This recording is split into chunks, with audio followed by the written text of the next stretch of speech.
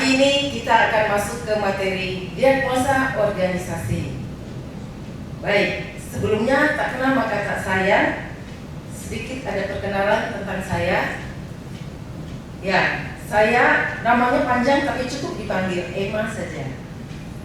Saya kalau Bapak Ibu lihat di riwayat pekerjaan begitu banyak. Itu bukan suatu prestasi, tapi suatu pindah biasa mengikuti suami. Tapi dari pengalaman pindah-pindah itu, saya memiliki banyak pengalaman, artinya juga memiliki banyak permasalahan yang didapatkan, dan saya di situ juga belajar untuk memecahkan masalah yang saya hadapi dalam pekerjaan saya yang bervariasi itu. Saya kira Bapak Ibu juga seperti itu ya. Dalam posisi seperti sekarang, tentu sudah banyak permasalahan dan banyak juga pengalaman memecahkan masalah. Baik. Saya sangat senang berkenalan dengan Bapak Ibu, para pejabat pengawas, pemimpin saat ini, dan mungkin kelak Bapak Ibu akan ada pada posisi pemimpin eselon 2 ya, 2 dan 1.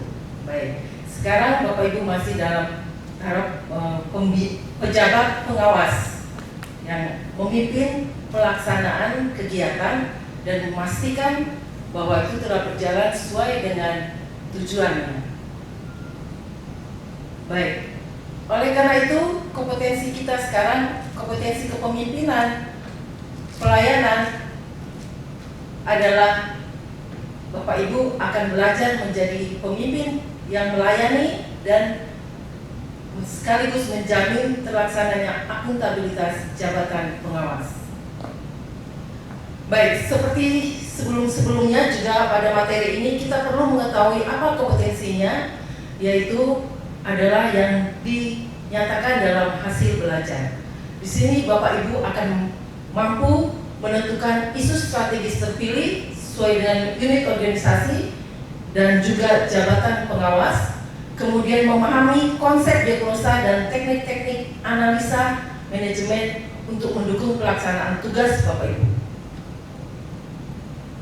Dan bagaimana mengukur kompetensi tersebut sudah dicapai, yaitu dengan mengukur indikator keberhasilan atau indikator hasil belajar. Baik, ada 3 indikator hasil belajar. Pada kesempatan ini saya hanya menyampaikan pada indikator yang kedua. Indikator yang pertama sudah Bapak Ibu dapatkan pada materi sebelumnya, yaitu ceramah isu strategis. Dan nanti indikator yang ketiga akan dilanjutkan oleh teman saya. Baik. Nah, mari kita berdiri dulu ya. Oke. Ini Bapak Ibu kalau mau tahu diagnosa organisasi, nah di dalam yel-yel ini Bapak Ibu akan mengetahui apa itu diagnosa organisasi. Baik, kita berdiri semua. Ya. Saya akan teriak diagnosis reading. Nah, kemudian kita akan bertepuk tangan 3 kali, cari masalahnya, 3 kali cari penyebabnya, 3 kali lagi cari solusinya. Solusinya bagaimana? Yang inovasi. Itulah diagnosa perubahan. Kita mencari solusi yang inovasi, dan diagnosa organisasi adalah langkah awal dari Bapak Ibu memimpin perubahan dalam jabatan pengawas. Oke. Anggap saja kita sudah lewat ya. Oke. Baik, Bapak Ibu, pada saat sekarang Bapak Ibu ada pada agenda keberapa? Agenda kedua, yaitu pemimpin pelayanan. Bapak Ibu, sebelumnya adalah Bapak Ibu ada pada agenda pertama, yaitu kepemimpinan Pancasila dan bela negara. Kira-kira mengapa agenda 1 itu penting didepankan daripada agenda yang kedua ini? Baik. Ya, Bapak Ibu bisa melihat di gambar ini ya, di mana agenda 1 yang ada di tengah, dia menjiwai semua agenda, terutama pada agenda kedua, di mana agenda kedua ini Bapak Ibu akan melakukan diagnosa organisasi. Diagnosa organisasi yang dilakukan dengan berpikir kreatif, bagaimana membangun tim efektif, dan bagaimana pemimpin dalam tugas. Semuanya itu dilakukan oleh seorang pemimpin yang sudah mengelola dirinya menjadi pemimpin yang berpancasila dan berbela negara. Dan dari situ Bapak Ibu akan melanjut ke agenda berikutnya dan menjadi pemimpin perubahan. Lihat di dalam arsip ini, Bapak Ibu berada pada posisi di tengah sebagai sistem, yaitu Bapak Ibu sebagai seorang Pancasilais dan berjiwa bela negara tidak terikat dengan konflik kepentingan. Sekarang kita masuk ke pengertian diagnosa organisasi. Diagnosa organisasi adalah mendiagnosa organisasi dengan melakukan penilaian terhadap fungsi-fungsi organisasi sesuai dengan jenjang jabatan secara tepat. Tujuannya, Bapak Ibu akan menemukan masalah, menemukan faktor penyebab, dan merumuskan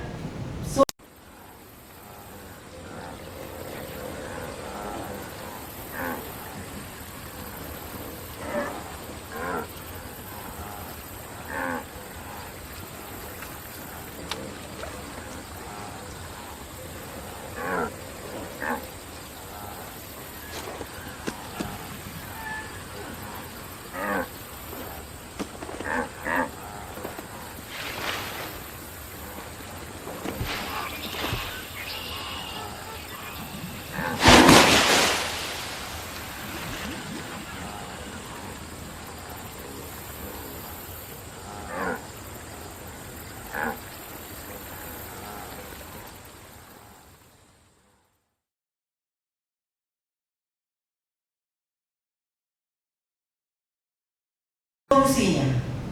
Mengapa organisasi perlu didiagnosa? Ya, ada organisasi yang sakit, perlu didiagnosa untuk disembuhkan dan bisa meningkatkan kinerja organisasi. Kalau organisasi yang tidak sakit, apakah harus didiagnosa juga? Harus didiagnosa juga. Karena walaupun tubuh organisasi itu tidak sakit, tetapi lingkungannya berubah, organisasi itu harus ikut berubah. Oke. Bagaimana cara mendiagnosa organisasi? Nah, Bapak Ibu sebelumnya adalah isu strategis ya, materi isu strategis. Dari isu strategis Bapak Ibu itu masih secara umum, maka pada diagnosa organisasi Bapak Ibu masuk ke dalam masalah yang ada di dalam jabatan Bapak Ibu dan menentukan kondisi saat ini. Di situ Bapak Ibu akan mencari penyebab dari kondisi saat ini dan mencari akibatnya, serta Bapak Ibu akan bermimpi atau bertujuan untuk mencapai kondisi yang diharapkan. Dan itu prosesnya adalah proses aksi perubahan. Ya. Jadi diagnosa ini adalah langkah awal untuk mencapai perubahan organisasi. Bagaimana cara-cara mendiagnosanya? Ada banyak sekali Bapak Ibu bisa lihat, tapi nanti ini akan dikembangkan pada materi selanjutnya. Nah, di sini kita akan lihat film Banteng dan Buaya. Oke, kita lihat dulu. Baik, Bapak Ibu dapat melihat di sini bagaimana si banteng salah mendiagnosa. Apa yang dikira kayu ternyata itu adalah buaya. Kenapa dia salah? Karena dia menggunakan ranting yang kecil yang tidak cukup untuk menggerakkan buaya, sehingga dia menggunakan alat diagnosa yang salah. Oleh karena itu Bapak Ibu perhatikan alat-alat diagnosa yang tadi sudah saya sampaikan itu. Apabila kita keliru mendiagnosa, maka kita menemukan masalah yang salah, kita menemukan solusi yang salah juga. Baik, untuk pendekatan sistem dan unsur-unsur organisasi, untuk mendiagnosa kita perlu melihat proses atau tubuh dari organisasi ini, yaitu ada input, ada transformasi, proses, ada output, dan ada outcome.